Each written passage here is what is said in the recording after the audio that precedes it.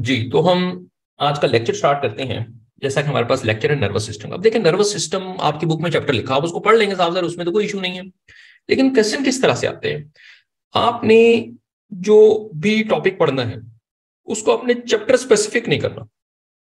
ये नहीं है कि आपने कहना है कि ये चैप्टर है, ये इसी में से आना है। आपने ओवरऑल सोचना है कि हो सकता है कि नर्वस सिस्टम का किसी और बुक के अंदर पार्ट फर्स्ट में लिखा हो, किसी और चैप्टर में लिखा हो, तो आपने वहां भी उसको भी ज़हन में रखना है, ब्रॉड सोचना है। मिसाल के तौर पर मैं यहाँ एक आपके लिए एक एमसीक्यू लिख देता हूं ताकि आपको अंदाजा हो जाए कि अगर इस तरह का सवाल आएगा और आप ये देखेंगे कि सेकंड ईयर की बुक के अंदर जो है ये नहीं होगा, ये कहीं और से मैं लिख देता हूं और आप आंसर करेंगे। फॉर एग्जाम्पल मैं ये कहता हूं, nervous tissues are originated from which embryonic layer। Nervous tissues होते हैं वो कौन सी एम्ब्रियोनिक लेयर से बनते हैं? क्या वो एक्टोडर्म से बनते हैं, क्या वो एंडोडर्म से बनते हैं, या वो मीजोडर्म से बनते हैं, या दोनों? ए और बी की ऑप्शन करेक्ट है। अब ये देखें कि ये वाला सवाल जो है जो आया है, ये अब चैप्टर आपके नर्वस सिस्टम में हो सकता ना हो, लेकिन इस तरह का सवाल भी आ सकता है। अब आप कहेंगे ये कहां से आ गया, ये तो हमने नर्वस सिस्टम में तो पढ़ा नहीं है। क्या आंसर है जरा क्विकली मैसेज के अंदर बताना शुरू कर दें, जल्दी जल्दी, शाबाश।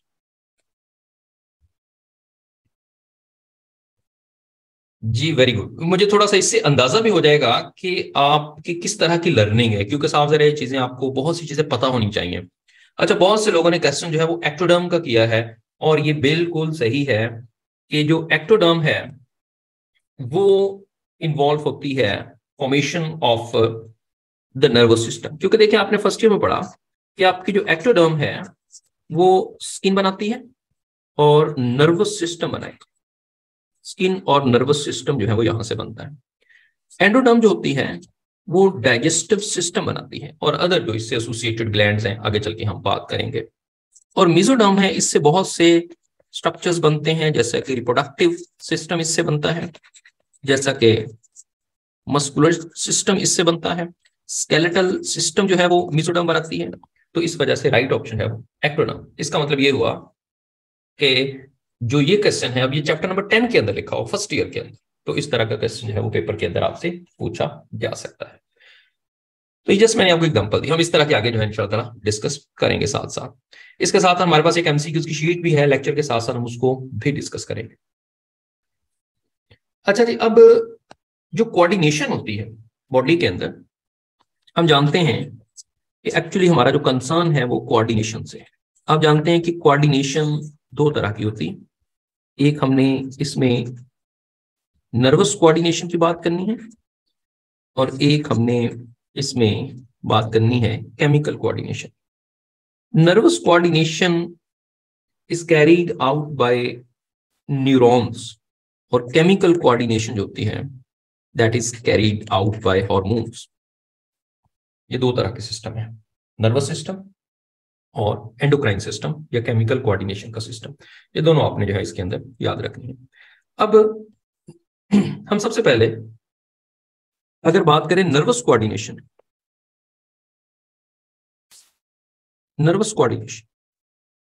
तो देखिए नर्वस कोऑर्डिनेशन में आपकी बॉडी के अंदर जो कंपोनेंट होते हैं नर्वस कोऑर्डिनेशन के, वो कौन कौन से?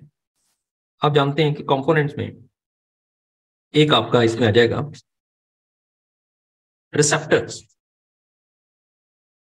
Second is neurons, and third is effectors. हम इन तीन चीजों पे सबसे पहले बात करेंगे। रिसेप्टर्स और also called, another word used for receptors, ये आपके यूएचएस के सिलेबस के अंदर भी लिखा हुआ है, ट्रांसड्यूसर्स। ये ट्रांसड्यूसर्स होते हैं। और रिसेप्टर जो है वो हम जानते हैं कि इनके भी डिफरेंट जो है वो टाइप्स हो सकती हैं। रिसेप्टर कोई एक ऑर्गन हो सकता है, रिसेप्टर कोई एक सेल हो सकता है, या रिसेप्टर कोई नर्व एंडिंग हो सकती है। डिटेल में हमने इस पे बात करनी है, तो एक तो ये आपने इसमें याद रखना। दूसरा हम जानते हैं कि जो न्यूरॉन है, न्यूरॉन जो है इनका काम एक्चुअली कंडक्शन करना है। कंडक्शन जो है वो न्यूरॉन ने करनी है, और हमने देखना है कि न्यूरॉन जो है उसकी डिफरेंट फॉर्म होती हैं और वो कंडक्शन करेंगे। तीसरा जो हमारे पास है वो है अफेक्टर्स। अफेक्टर्स क्या करेंगे? दैट विल शो रिस्पॉन्स, ये रिस्पॉन्स शो करेंगे। तो हमारे पास तीन फैक्टर्स, तीन तरह के कंपोनेंट है। और आप जानते हैं कि अगर हम रिसेप्टर्स का फंक्शन देखें तो रिसेप्टर्स जो होंगे दैट रिसीव स्टिमुलस, इन्होंने स्टिमुलस को रिसीव करना। अब यहां से क्वेश्चन आ सकते हैं कि स्टिमुलस को रिसीव कौन करेंगे? वो रिसेप्टर्स करेंगे, न्यूरॉन्स कंडक्शन करेंगे, अफेक्टर्स जो है वो रिस्पॉन्ड करेंगे। तो इस पे डिटेल में हमने आगे चल के जो है वो बात करनी है। अब देखें, सबसे पहले अगर हम यहां पर दो पार्ट देख लें नर्वस कोऑर्डिनेशन के अंदर, दो टर्म अगर हम देख लें, एक है न्यूरॉन और एक है न्यूरोग्लिया। ये दो पार्ट, नर्वस सिस्टम के अंदर दो पार्ट होते हैं, न्यूरॉन और न्यूरोग्लिया। यहां पे भी स्टूडेंट्स को मोस्टली कंफ्यूजन आती है कि ये क्या होते हैं। अब देखें, अगर आप न्यूरॉन को देख रहे हैं तो ये एक कंडक्टिंग पार्ट है नर्वस सिस्टम, कंडक्टिंग पार्ट, और न्यूरोग्लिया जो है that is the non conducting part, ये कंडक्शन नहीं करता। यानी न्यूरॉन कंडक्शन करेगा, न्यूरोग्लिया जो है वो कंडक्शन नहीं करेगा। अब न्यूरोग्लिया फिर है क्या? अगर इसका काम कंडक्शन करना ही नहीं है तो फिर ये क्या करता है? अगर हम न्यूरोग्लिया को देखेंगे तो ये सिंपली कनेक्टिव टिश्यूज होते हैं, कनेक्टिव टिश्यूज। और इनका काम क्या होता है? इनका काम हमारे पास सपोर्ट है और प्रोटेक्शन, इसका काम होता है। और ये नॉन न्यूरोनल पार्ट हमें कहते हैं। इसके लिए मैं नॉन कंडक्टिंग पार्ट एक वर्ड में लिख देता हूं, that is the non neuronal part of nervous system. ये सेंट्रल नर्वस सिस्टम का नॉन न्यूरोनल पार्ट होता है। ये बड़ा इंपॉर्टेंट है, यहां पे इस पे थोड़ी सी हम डिस्कशन करेंगे कि बुक के अंदर उसने इतना एक्सप्लेन नहीं किया हुआ। अब ये जैसे मैंने कहा कि न्यूरोग्लिया अगर मैं लिखूंगा तो neuroglia is a non neuronal part of the CNS. CNS mean central nervous system. अब अगर हम बात करेंगे, एक वर्ड इससे रिलेटेड है, मैं यहीं पर उसको डिस्कस करना चाहूंगा, वो है शिवॉन सेल। अब Schwann cell, this is the neuroglia of peripheral nervous system. ये मैं यहां पर एक अगर क्वेश्चन ये बन जाए कि neuroglia of peripheral nervous system, वो शिवॉन सेल है। आप जानते हैं कि शिवॉन सेल जो है वो सेंट्रल नर्वस सिस्टम के अंदर नहीं होते, ये पेरिफेरल नर्वस सिस्टम के अंदर होते हैं। अब अगर हम ये देखें तो शिवॉन सेल के फंक्शन वही हैं। अब शिवॉन सेल प्रोटेक्शन का काम करते हैं और ये सपोर्ट का काम करते हैं, लेकिन ये कंडक्शन नहीं करते। इसका मतलब ये होगा, समटाइम ये आता है, यहां मैं एक सवाल लिख देता हूं यहां, फॉर एग्जाम्पल क्वेश्चन आ सकता है, न्यूरोग्लिया इज एनालोगस टू, अब इस तरह का सवाल है, this is analogous to sensory neuron, Schwann cells, nodes of Ranvier और एक्सोन। अब देखिए, इस तरह का थोड़ा सा वो क्वेश्चन जैसा कि आता है ट्रिकी, या आप कह सकते हैं कि आपको उस पर सोचना पड़ेगा। तो एनालोगस का मतलब क्या होता है? एनालोगस का मतलब होता है सेम फंक्शन और सिमिलर इन फंक्शन, के जो के फंक्शन उसका सिमिलर होगा। तो जरा बताएं मैसेज के अंदर कि कौन सा आपके ख्याल में इसमें ऑप्शन आएगा? न्यूरोग्लिया इज एनालोगस टू, जी अफनान हुसैन ने कहा है बी, अब्दुल्ला ने भी बी कहा है, फाइजा बी कह रही हैं, लवीजा ने B. Yes, you are all correct. इसमें जो करेक्ट ऑप्शन है वो हमारे पास शिवॉन सेल। अब इसका मतलब ये हुआ, जैसे मैंने कहा कि इन दोनों में फर्क सिर्फ ये है, न्यूरोग्लिया में और शिवॉन सेल के अंदर, कि ये दोनों के फंक्शन जो है वो सेम है। और ये दोनों को अगर हम एक ही वर्ड के अंदर डिस्क्राइब करें तो मैं इन दोनों के लिए एक वर्ड यूज कर सकता हूं कि ये ग्लायल सेल, ये एक टर्म ये भी याद रखें, glial cells, glial cell of CNS and glial cell of VNS. ये भी सवाल आ सकते हैं कि सेंट्रल नर्वस सिस्टम की ग्लायल सेल कौन सी है, तो आपने कहना है न्यूरोग्लिया। पेरिफेरल नर्वस सिस्टम के ग्लायल सेल्स कौन से, तो आपने कहना है शिवॉन सेल्स, क्योंकि दोनों ने कंडक्शन नहीं करनी, इंसुलेशन करनी। तो ये जो छोटे छोटे आपस में लिंक्स होते हैं, इनको आपने लाजमी देखना है, और ये बड़े इंपॉर्टेंट है, जो कि आपसे सवाल जो है पेपर के अंदर पूछे जा सकते। फिर समटाइम कुछ ऐसी टर्म्स आ जाती हैं, वो टर्म्स का भी आपको पता है, कुछ बेसिक चीजें, या आप कह सकते हैं कि कुछ आपकी बुक के अंदर मिसिंग लिंक्स हैं, आपने उन मिसिंग लिंक्स को भी पढ़ना है, और वो इन लेक्चर्स के अंदर हम सारे के सारे डिस्कस कर लेंगे। यानी सिंपली आपने अपनी बुक के साथ और जो आपको नोट्स मिलेंगे ड्यूरिंग लेक्चर, आपने वो पढ़ने हैं, और आपके 100% जो है इसके अंदर तैयारी हो जाएगी। जी, यहां तक जरा मुझे काइंडली मैसेज में बताइएगा कि आपको क्लियर है सब, और अगर किसी को कोई क्वेश्चन है तो वो थ्रू मैसेज जो है वो पूछ सकते हैं।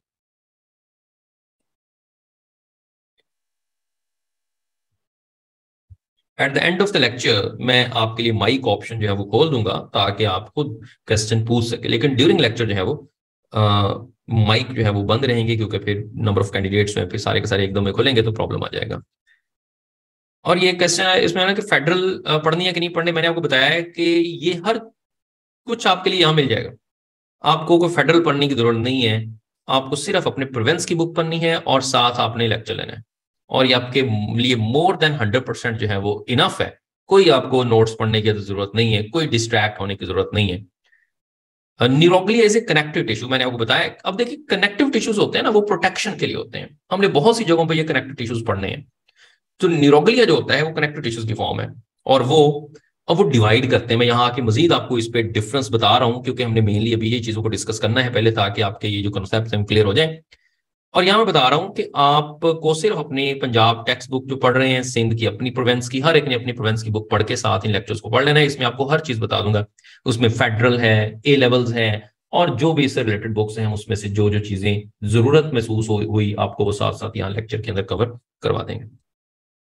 अच्छा जी, एक चीज जो है वो जो यहाँ मैं ऐड कर रहा हूँ मजीद, वो ये कि there are some types of the neuroglial sales.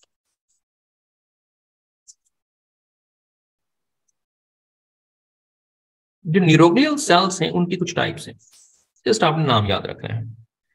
अब इसमें देखें, जो न्यूरोग्लियल सेल्स हैं उनकी टाइप्स कौन कौन सी, तीन टाइप्स हैं न्यूरोग्लियल सेल की। नंबर 1, एक इसके अंदर है एस्ट्रोसाइट्स, जस्ट नाम याद रखें, एस्ट्रोसाइट्स। दूसरे हैं ओलिगो डेंड्रोसाइट्स। तीसरे हैं माइक्रोग्लिया। अब ये सारे के सारे जो हैं ये नर्वस सिस्टम के अंदर प्रेजेंट होते हैं, तो आपने याद रखना है ये तीन इनकी टाइप्स हैं। अगेन मैं बात करूं कि जब मैं न्यूरोग्लियल सेल की बात करूंगा तो इसका मतलब जो होगा वो सेंट्रल नर्वस सिस्टम होगा, अब ये पेरिफेरल नर्वस सिस्टम नहीं होगा। मैंने लिखा था कि neuroglia of the peripheral nervous system, उनको हमने शिवॉन सेल्स कहा था, तो आपने इसको कंफ्यूज नहीं करना। जब बात होगी न्यूरोग्लियल सेल की तो इसका मतलब है कि अब वो सेंट्रल नर्वस सिस्टम की बात हो रही। हाँ, अगर बात होगी ग्लायल सेल की, तो ग्लायल सेल मैंने आपको बताया था कि ये शिवॉन भी हो सकते हैं, न्यूरोग्लिया भी हो सकते हैं, but it depends. Like glial cells in the CNS, neuroglia. Glial cells in the Schwann in the peripheral nervous system, वो शिवॉन सेल्स होंगे। अब देखें, इसमें कुछ क्वेश्चन जो कि अगेन यहां पर पूछे जा सकते हैं, या कुछ ऐसे चीजें जो कि आपको याद रखनी है। मिसाल के तौर पे कि अगर हम न्यूरॉन के बारे में देखें, अब न्यूरॉन है, आपकी बुक में लिखा हुआ है neuron once matured cannot divide डिवाइड। अब ये डिवाइड नहीं कर सकते, एक दफा ये मैच्योर होंगे तो ये डिवाइड नहीं करते, इनके अंदर डिवीजन नहीं रहती। अब इसके अलावा ये आपकी बॉडी के लॉन्गेस्ट सेल भी हैं, ये भी पूछा जा सकता है कि लॉन्गेस्ट सेल कौन सी है, तो आपकी बॉडी के लॉन्गेस्ट सेल भी न्यूरॉन है। या एक सवाल आ जाता है कि इसमें लीस्ट डिवीजन कौन से सेल के अंदर होती है, तो आपने बताना है कि जो लीस्ट डिवीजन है वो न्यूरॉन्स के अंदर होती है। तो ये क्वेश्चन भी आपसे पूछा जा सकता है। इस तरह के समटाइम क्वेश्चन आ जाते हैं, तो आपने उनको जो है वो बताना होता है। अब मिसाल के तौर पे देखें, मैं थोड़ा सा यहां पर एक चीज ऐड करूंगा, और वही ऐड करूंगा कि some time there is the brain cancer. Brain cancer होता है। अब ब्रेन कैंसर के अंदर, ब्रेन कैंसर में किस चीज की डिवीजन होती है?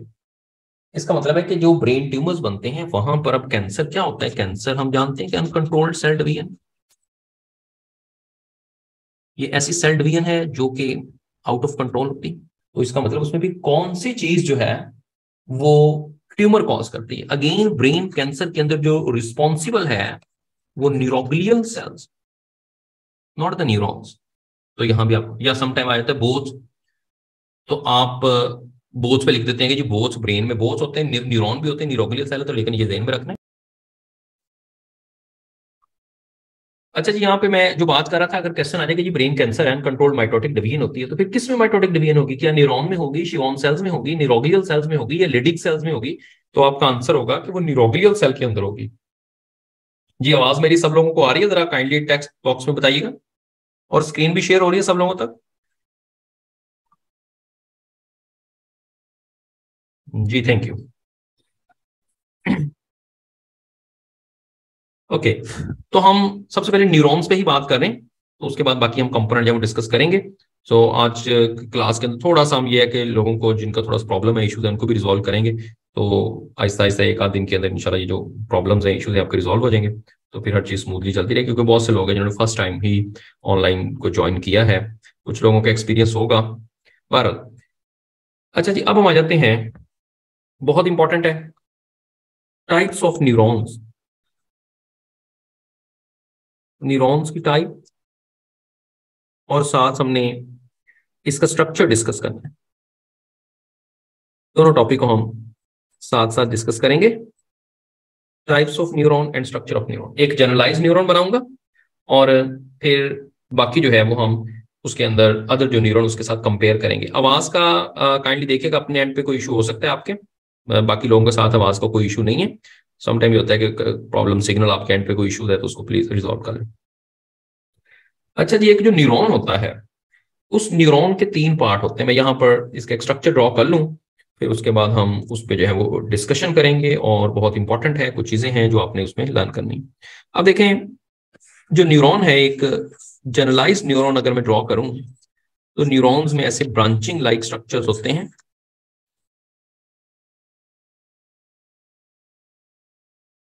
अब यहां आपको न्यूरॉन में डिफरेंट स्ट्रक्चर जो है वो मिल रहे हैं,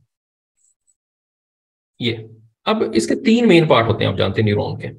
एक तो ये ब्रांचिंग लाइक स्ट्रक्चर है, इनको हम कहते हैं डेंड्राइट्स। अब सम टाइम हम इसको डेंड्रॉन भी कहते हैं। अब वो क्यों कहते हैं उस पर भी हमने बात करनी। उसके बाद इसके अंदर ये वाला मेन पार्ट आ जाता है, that part is called the cell body. ये इसके लिए एक वर्ड यूज होता है सोमा, या हम इसके लिए एक वर्ड यूज करते हैं साइटोन। तीनों पार्ट इसके अंदर। और ये वाला जो पार्ट है, ये आपको यहां मिल रहा है एक्सॉन का। तीन पार्ट है। अब ये जो दोनों हैं, dendrites and cell body, these are called the processes of dendrites and axon, processes of cell body। ये सेल बॉडी की प्रोसेस, या आप कह सकते हैं आउटग्रोथ है सेल बॉडी की, क्योंकि जो मेन पार्ट है वो ये, that is the main nutritional part.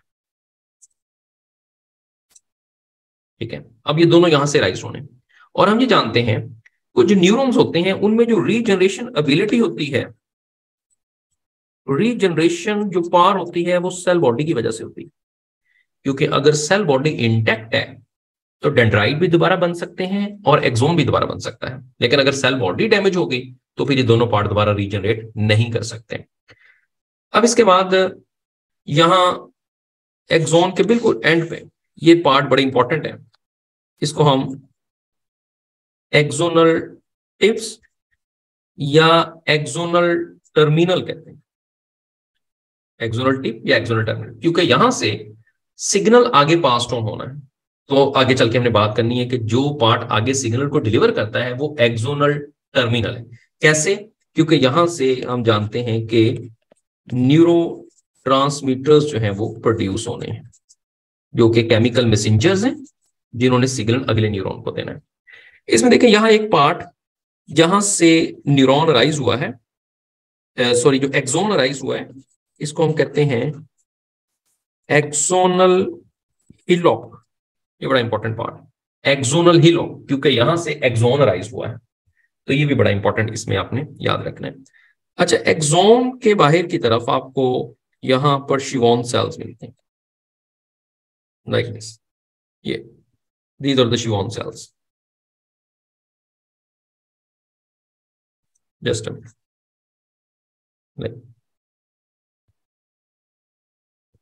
अच्छा, शिवॉन सेल्स हैं, शिवॉन सेल्स। अब ये शिवॉन सेल्स होते हैं वो साथ ही माइलिन शीट भी प्रोड्यूस करते हैं, माइलिन शीट। तो इसका मतलब है यहां पर शिवॉन सेल्स जो हैं ये माइलिन शीट बनाते हैं, like this is the myelin sheath. अब ऐसा पार्ट भी होता है, आप जानते हैं कि जो कि शिवॉन सेल्स के दरमियान होते हैं, ये पार्ट जो है इसको कहते हैं नोड्स ऑफ रेनवियर। अब ये ऐसा पार्ट है जिसको आप कह सकते हैं कि ये non myelinated part of axon, ये एक्सोन का नॉन माइलिनेटेड पार्ट है, या मैं इसके लिए एक वर्ड यूज कर सकता हूं कि ये non conducting part, sorry non ही लिखूंगा, कंडक्टिंग लिखूंगा, नॉन माइलिनेटेड या कंडक्टिंग पार्ट, ये इसके लिए जो है वो करेक्ट है। ये आपने जो है इसमें याद रखना है कि कंडक्शन कहां से होनी है। अब देखिए दो तीन चीजें हैं यहां पे। एक तो यहां जो एक्सोन की मेम्ब्रेन है,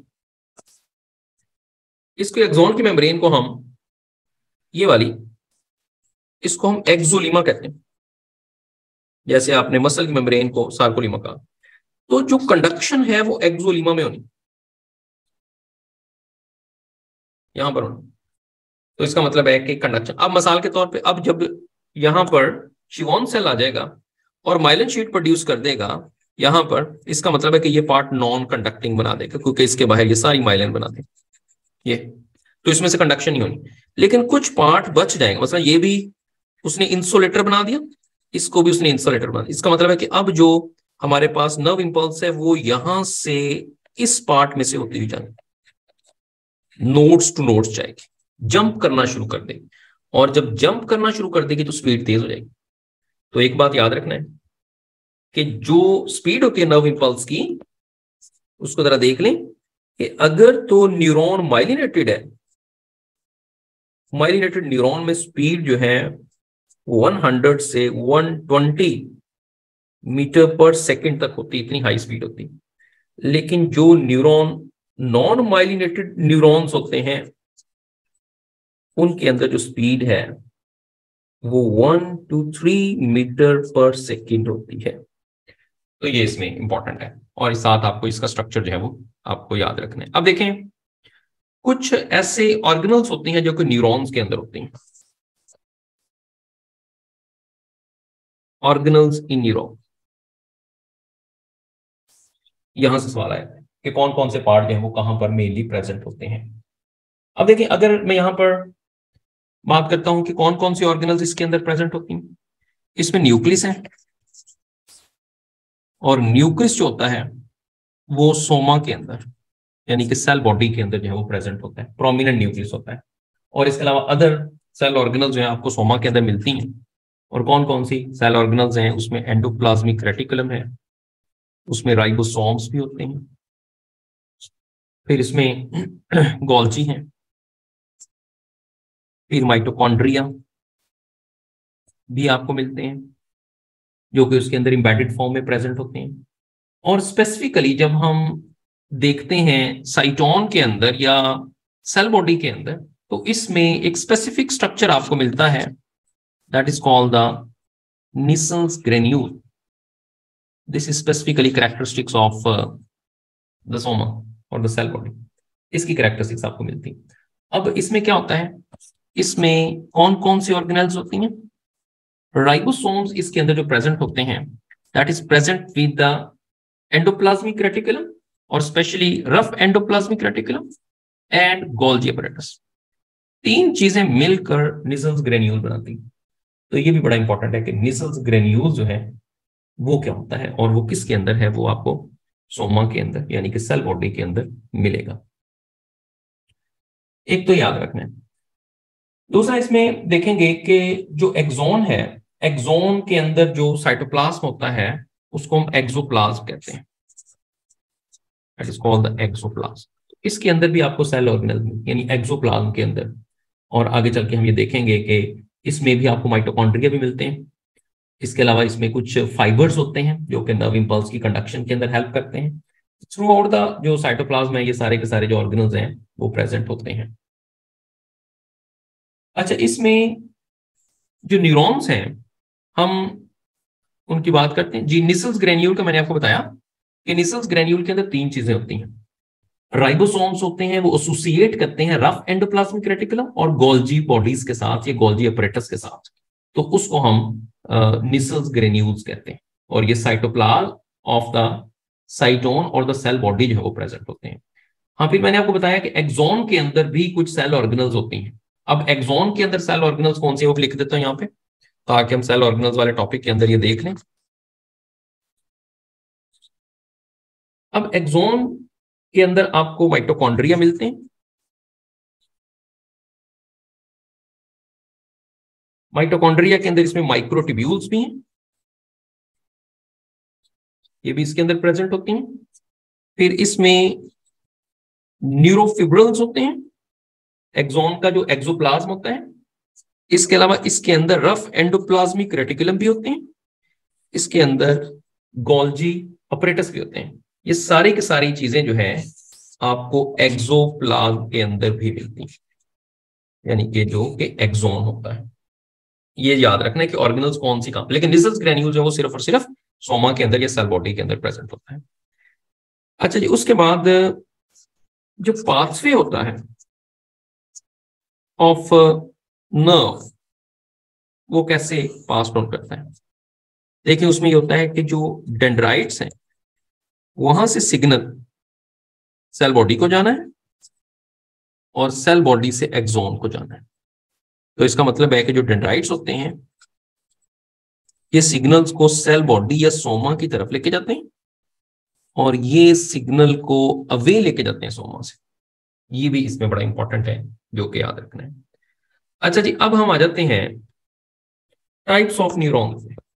मैं एक कंपैरिजन दे रहा हूं आपको, यहां पे बहुत इंपॉर्टेंट है। एक न्यूरॉन आप जानते हैं सेंसरी न्यूरॉन है,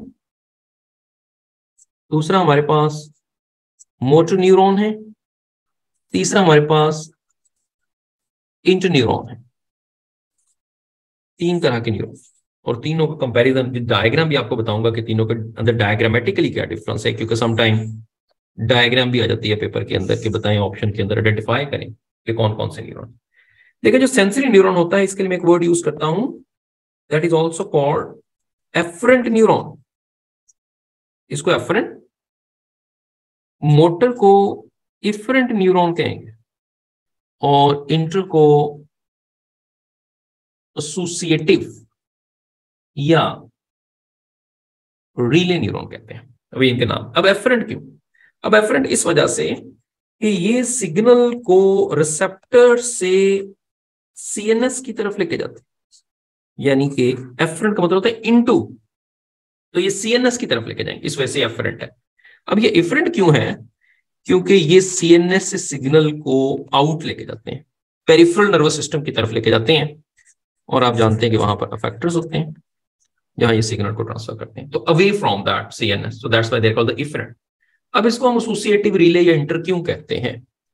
क्योंकि ये कम्युनिकेट करते हैं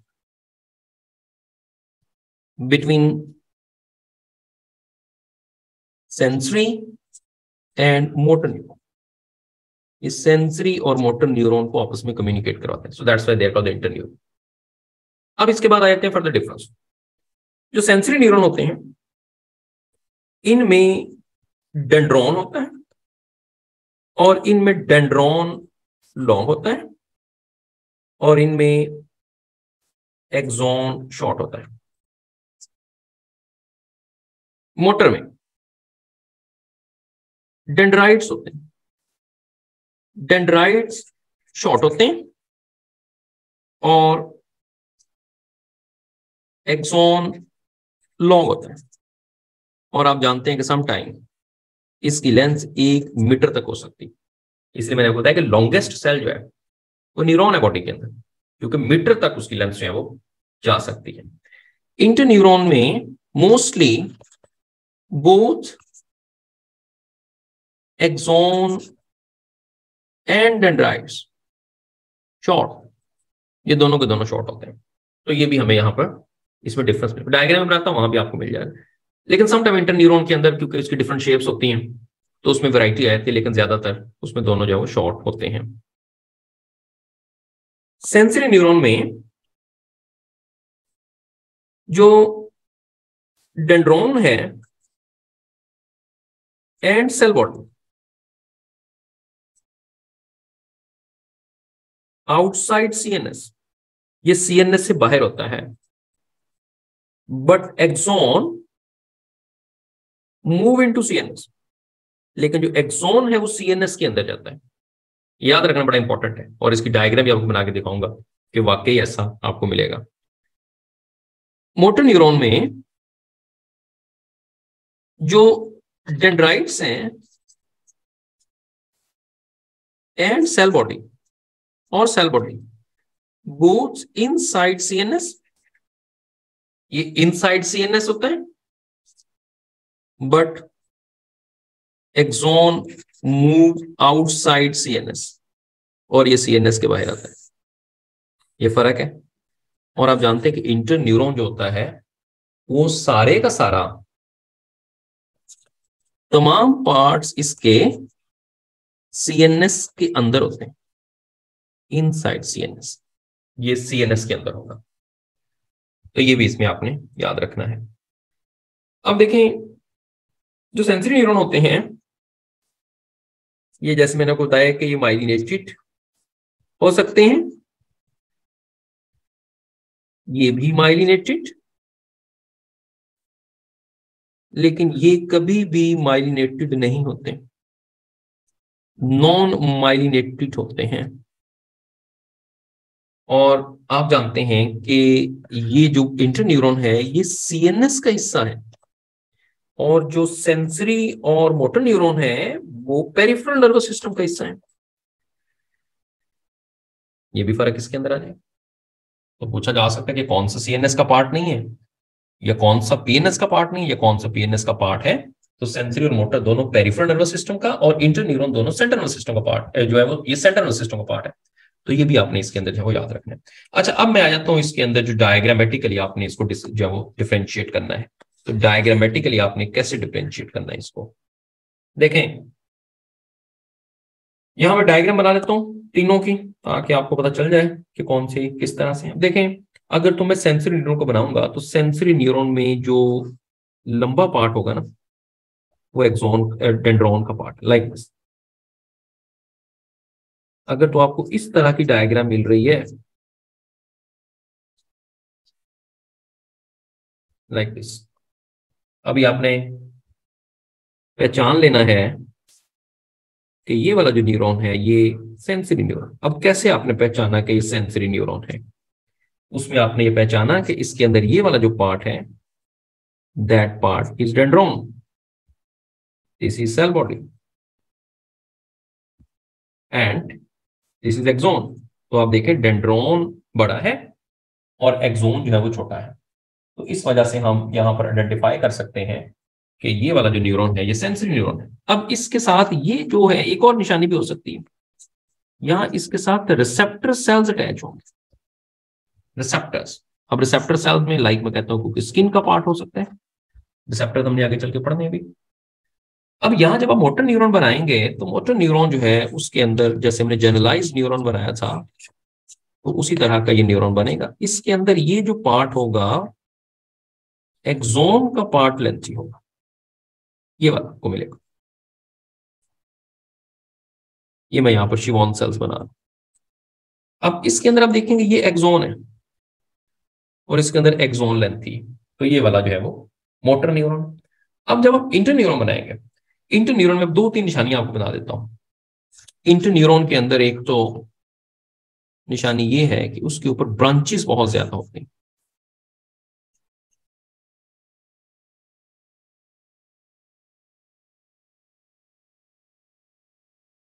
लाइक ये भी एक इंटर न्यूरॉन की फॉर्म, लाइक दिस। एक तो ये हाईली ब्रांच्ड है, हाईली डेंस डेंड्राइट्स। अब मैं आपको पहचानने का बता रहा हूं कैसे आप आइडेंटिफाई कर सकते हैं।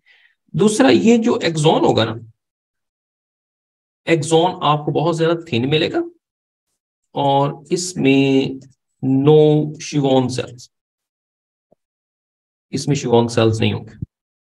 तो याद रखना, देखिए आइडेंटिफाई करना। अब यहां पे शिवॉन सेल्स आपको मिल रहे हैं, ठीक है। और दूसरा आइडेंटिफिकेशन के लिए मैं आपको यहां बता दूं कि यहां एक आइडेंटिफिकेशन ये भी हो सकती है कि वो यहां आपको अफेक्टर्स दिखाएं। ये जी यहां फैक्टर, यहां आपको कोई अफेक्टर रिसेप्टर्स यहां जुड़े नजर आएंगे इंटर न्यूरॉन के अंदर, लेकिन मोटर न्यूरॉन के अंदर आपको फैक्टर्स नजर आएंगे और सेंसिंग न्यूरॉन को रिसेप्टर नजर आएंगे। और इसके अलावा शेप में देखिए कितना क्लियर डिफरेंस है। तो ये शेप जो है इनकी आपको मुख्तलिफ मिलेगी। अब मैं कुछ टर्म्स यहां पे लिख रहा हूं। अब टर्म ये है कि जो सेंसरी न्यूरॉन होते हैं इनको हम यूनिपोलर न्यूरॉन कहते हैं। ये टर्म भी बहुत इंपॉर्टेंट, यूनिपोलर न्यूरॉन। अब यूनिपोलर इसको न्यूरॉन क्यों कहते हैं? अब देखें, इसकी सेल बॉडी है, इसकी सेल बॉडी में से सिर्फ एक एक्सटेंशन निकल रही है और वहीं ऊपर डेंड्रॉन और नीचे एक्सोन। एक पार्ट सिर्फ राइज हो रहा है सेल बॉडी से, यहां से एक फाइबर राइज हो रहा है, ये कह सकता हूं। That's why they are called the unipolar. लेकिन अगर हम मोटर न्यूरॉन को देखेंगे तो ये मल्टीपोलर होता है। अगर हम इंटर न्यूरॉन को देखेंगे तो ये भी मल्टीपोलर होता है। तो क्यों मल्टीपोलर हुआ? अब देखें सेल बॉडी से कितनी ज्यादा एक्सटेंशन राइज हो रही, यहां पर भी आप देखें सेल बॉडी से कितनी ज्यादा एक्सटेंशन राइज हो रही। तो इस वजह से इसको हम कहते हैं कि ये मल्टीपोलर है। तो ये मल्टीपोलर कौन कौन से? मोटर एंड इंटर मल्टीपोलर, और सेंसरी न्यूरॉन जो होते हैं वो यूनिपोलर होते हैं। अब समटाइम ये क्वेश्चन आता है, थोड़ा सा मैं यहाँ पर डिफरेंस में चला जाऊंगा, तीनों में आ गया। एक इनसे हट के है, वो ये कि एक टर्म यूज होती है बायपोलर। अब बायपोलर के बारे में अगर आपसे पूछा जाए कि ये न्यूरॉन बायपोलर कौन से होते हैं, तो एक तो आपने याद रखना है कि बायपोलर जो होते हैं ये रेयर होते हैं, बहुत ज्यादा रेयर है। और ये कहां प्रेजेंट है? हमारी बॉडी के अंदर। बड़ा इंपॉर्टेंट क्वेश्चन है यहाँ पर। ये बायपोलर जो होते हैं एक तो रेयर है और हमारी बॉडी में ये कुछ जगहों पे प्रेजेंट होते हैं। रेटिना ऑफ आई के अंदर प्रेजेंट है, ओल्फैक्टरी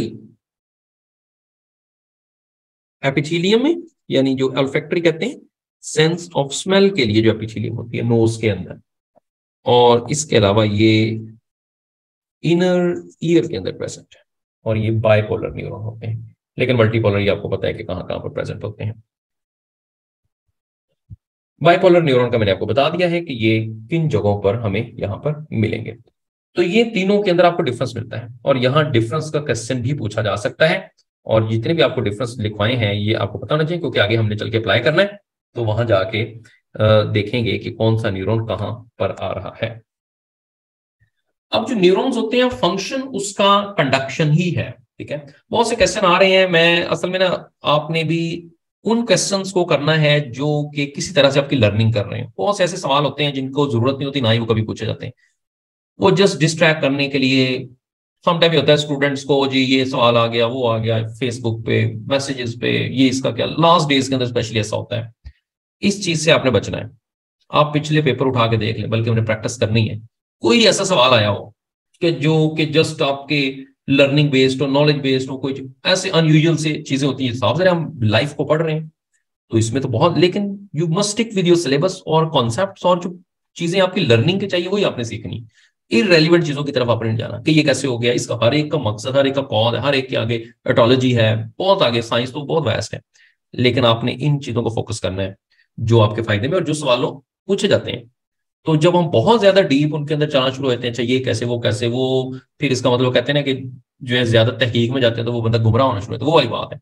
तो चीजें गलत होना शुरू हो जाती हैं। एक सेंस है, एक चीज की सेंस बन रही है, हाँ वो सेंस बनी, हम वहां तक उसका आंसर कर देते हैं। जब हम उसके अंदर फर्दर जाते हैं तो फिर वो लिमिट जो है वो हमारे लिमिट से बाहर चली जाती चीजें, तो वो जस्ट वेस्टेज ऑफ टाइम है।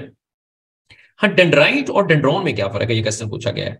डेंड्राइट हम कहते हैं, मरियम ने पूछा है, डेंड्राइट जो है वो जो कि ब्रंचिंग लाइक स्मॉल फाइबर्स होंगे, जैसा कि यहां आपको मैंने बताया कि ये वाले, ये भी डेंड्राइट है, ये भी डेंड्राइट, स्मॉल फाइबर है। लेकिन डेंड्रॉन उस वक्त कहेंगे जब एक सिंगल फाइबर होगा, लॉन्ग होगा। ये देखें यहां पर सेंसरी न्यूरॉन के अंदर एक ही फाइबर है और लॉन्ग फाइबर है, तो ये इसके अंदर आपको यहां पर मिलेगा। Okay, so that's all for today. आज थोड़ा सा क्योंकि फर्स्ट डे था, बाकी लोगों ने भी ज्वाइन करना, कुछ लोग ज्वाइन नहीं कर सके, उनका इशू है, मुझे मैसेज कर रहे थे कि सर आज